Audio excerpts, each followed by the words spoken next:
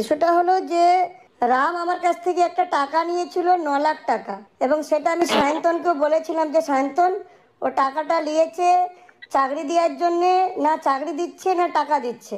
তো সায়ন্তনও ওকে বলেছিল রামকে, তারপরে কিছু রেজাল্ট এলো না। দেখো দেবদা, একটা কথা বলি, আমার কোনো পলিটিক্যাল মোটিভেশন নেই, আমি কোনো পলিটিক্যাল, এবারে সেইটা হলো আমি তখন ফোনটা অ্যাড্রেসও করলাম, তখন কথা যখন বলছি ডেফিনেটলি আমি একটু গুরুত্ব দিচ্ছি। ঠিক, আর আমার ব্যাপারে একটু জেনে নেবে দাদা যে আমি কোনো পলিটিক্যাল মুভমেন্টে কোনোভাবে ডাইরেক্ট ইনডাইরেক্ট কোনোভাবে জড়াই কিনা, এটা আমার অভ্যেস নেই, আমি বিজনেস করে খাই।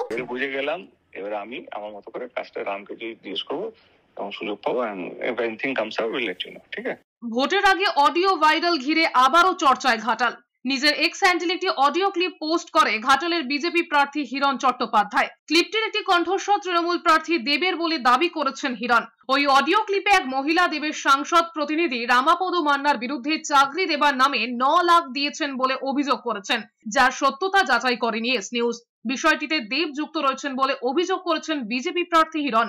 জবাবে দেব বলেছেন ভুয়ো অডিও বানিয়ে ভোটে জেতার চেষ্টা করছেন হিরণ। এদিকে দেবের প্রতিনিধি রামাপদ মান্নার বিরুদ্ধে মামলা দায়ের হতেই 1,80,000 টাকা ফেরত পেয়েছেন অভিযোগকারী। ঘাটালের ক্ষীরপাই এলাকার বাসিন্দা গঙ্গেশ সাদরা অভিযোগ করেছিলেন আশাকর্মী পদে তার মেয়ে মৌসুমী সাদরা চাকরির জন্য 3টি কিস্তিতে প্রায় 2 লাখ টাকা রামাপদকে দিয়েছিলেন বলে অভিযোগ করেছিলেন, কিন্তু অনেকদিন হয়ে গেলেও চাকরি তো জোটেইনি, এমনকি মেলেনি টাকাও, এমনটাই অভিযোগ ছিল গঙ্গেশের। যেখানে উনি নিজে বলছেন, আশ্বস্ত করছেন প্রার্থী বা যাকে হোক যে না কোনো চিন্তা করো না, আমি নিশ্চয়ই রামকে জিজ্ঞেস করবো, একদম পরিষ্কার বলছেন যে আমি রামকে জিজ্ঞেস করব কি হয়েছে, আপনার সঙ্গে কত টাকা তুলেছে, এবং আমি চেষ্টা করব আপনাকে জানানোর।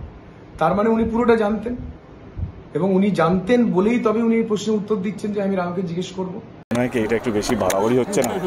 অডিওগুলোকে এডিট করে অন্য মেয়ের গলা বসিয়ে, আমার কোনো মনে পড়ছে না এরকম কোনো মেয়ের সাথে কথা বলেছে, এবং এইভাবেও ভাবে কি জিততে পারবে।